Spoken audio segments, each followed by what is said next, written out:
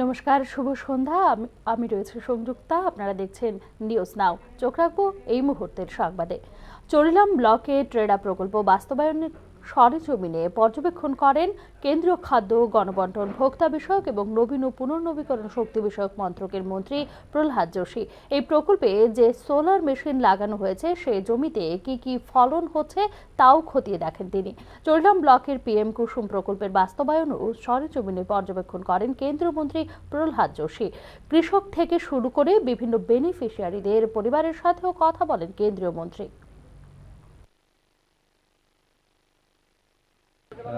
আজকে ওই central minister union minister Prahlad Venkatesh Joshi তাই না আইসে বাগান ভিজিট করছে। অ্যাকচুয়ালি আইসে সোলারের ট্রেডার থেকে যে সোলার দেওয়া হয়েছে আপনারে ওইটা দেখার লেগে মানে তাই না আইসলো আর কি। তো তাই না ওখানে ভিজিট করছে, তাই না যাইতেছে গিয়ে প্রোগ্রাম প্রায় শেষ।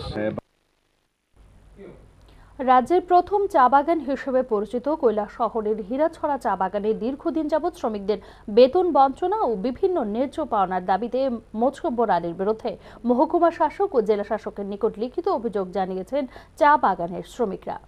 বিগত কয়েক বছর পূর্বে সিলকুট নামক কোম্পানি হীরাছড়া চা বাগানটি পরিচালনা করলেও বর্তমান স্থানীয় মোছব্বির আলী নিজেকে মালিক পরিচয় দিয়ে সানশাইন নামক কোম্পানির নামে বাগান পরিচালনা করছেন। বাগানের শ্রমিকরা তাদের কাজের বিনিময়ে মজুরি সহ রেশন ও অন্যান্য ন্যায্য পাওনা দাবি করলে মোছব্বির আলী তাদের সঙ্গে দুর্ব্যবহার ও অশালীন আচরণ করেছে বলে অভিযোগ করেছেন শ্রমিকরা। সম্প্রতি শ্রমিকদের সন্দেহ হয় মোছব্বির আলীকে বাগান মালিকের নথিপত্র দেখাতে বললে তিনি শ্রমিকদের উপর আক্রমণাত্মক হয়ে শ্রমিক পরিবারের 13 জন স্কুল পড়ুয়া ছাত্রের বিরুদ্ধে থানায় মিথ্যা মামলা দায়ের করেন বলে অভিযোগ করেছেন শ্রমিকরা। তাই না আইতে চায় না, অথচ বাগানের মালিক কে আমরা তদন্ত করছি তখনও তাই না কয় না যে আমি মালিক। তাই না এমনিতেই কয় কিন্তু মালিক, কিন্তু কাগজ কলমে মালিক না। তাই না তারপরে কিছু কথা আমরা যে আছে যুবক যারা স্টুডেন্ট আছে হেরার উপরে কেস দিয়া দিছে 10 জনের নামে, 13 জনের নামে টোটাল কেস দেওয়া আছে এখন বর্তমানে স্টুডেন্টের উপরে। তাই না মানে যে কিছু কথা কইতে গেলে তাই না কেস করে, মানে কথা তাইনের সাথে কোয়া মাত্র কেস, মানে কেসে ছাড়া কোনো ব্যাপার না। বর্তমানে বাগানের মালিকানার কমিটির মাধ্যমে শ্রমিকদের মজুরি সহ বিভিন্ন ন্যায্য পাওনা মিটিয়ে দেওয়ার দাবি জানানো হয়েছে শ্রমিকদের পক্ষ থেকে। এটা যাতে সঠিক তদন্ত করিয়া এটা ন্যায্য সঠিক মতে আমাদের বাগান শ্রমিকরা তারার হাতে সোসাইটির মাধ্যমে, এখন তো এটা খাস হয়ে গেছে আমরা পুরা জানি, সোসাইটির মারফতে এটা করিয়া দেওয়া। 25 বছরের সিপিআইএমের বঞ্চনার অবসান ঘটিয়ে এলাকাবাসীর দীর্ঘদিনের দাবি অনুযায়ী কেন্দ্র ও রাজ্য সরকারের যৌথ উদ্যোগে 14 লক্ষ টাকা ব্যয়ে বিশালগড় মহকুমায় অত্যাধুনিক মহাশ্মশান নির্মাণ করা হয়েছে। দীর্ঘদিনের দাবি পূরণ হয় সন্তোষ ব্যক্ত করেছেন এলাকাবাসী।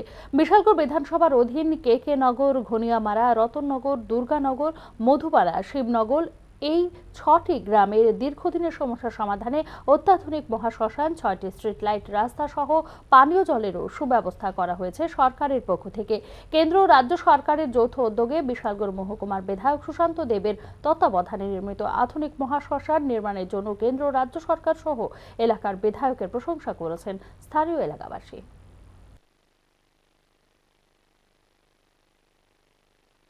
ছাড়া দিয়া বিশালগড়ের এসডিএম বিডিওকে সঙ্গে নিয়ে এখানে উনি এসেছেন।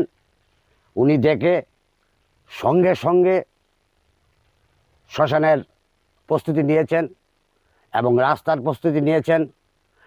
একটা জল খাওয়ার ব্যবস্থা ছিল না, সাবমার্সিবল বয়া ওয়াটার ট্যাঙ্ক করে।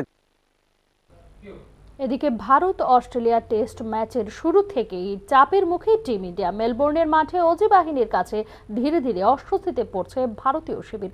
রবিবার ম্যাচের চতুর্থ দিন শেষ উইকেটে 55 রানে যোগ করে অস্ট্রেলিয়া। দিনের শেষে ভারত 333 রানে পিছিয়ে রইল অজি বাহিনীর কাছে। এত বিশাল রান তারা করতে নেমে ভারত কি জিততে পারবে? লাখ টাকার প্রশ্ন এখন এটাই। তার উপর সোমবার অস্ট্রেলিয়ার পঞ্চম দিনের রান কোথায় গিয়ে দাঁড়াবে সেই বিষয়টিও ভাবাচ্ছে ভারতীয় শিবিরকে। রবিবার ম্যাচের চতুর্থ দিনে 105 রানের লিড নিয়ে খেলতে শুরু করে অস্ট্রেলিয়া। শুরুতেই ব্যাট করতে নেমে একটার পর একটা উইকেট হারাতে থাকে অস্ট্রেলিয়া। ভারতীয় পেসার বুমরার কাছে টিকে থাকতে পারছিলেন না অজি ব্যাটসম্যানরা। তড়িঘড়ি 51 রানে 6 উইকেট পড়ে যায় অস্ট্রেলিয়ার। কিছুটা হলেও স্নায়ুতে চাপ অনুভব করতে থাকেন অজি ক্রিকেটাররা। তবে সেই অবস্থা থেকে অস্ট্রেলিয়ার ভাগ্য ফিরিয়ে দেন লাবুশেনু কামিন্স। তাদের জোড়া ক্যাচ মিস করেন ভারতের জসওয়াল। ভাগ্য ফিরে পেয়ে 70 রান করেন লাভুসেন এবং 41 রান করেন কামিন্স। পরবর্তীতে লিউ ও বোল্যান্ড শেষ উইকেটে 55 রানের জুটি বেঁধে অপরাজিত থাকেন। চতুর্থ দিনের ম্যাচ শেষে অস্ট্রেলিয়া থেকে মোট 333 রানে পিছিয়ে রয়েছে ভারত। এদিনে 9 উইকেটে 228 রান করে অস্ট্রেলিয়া।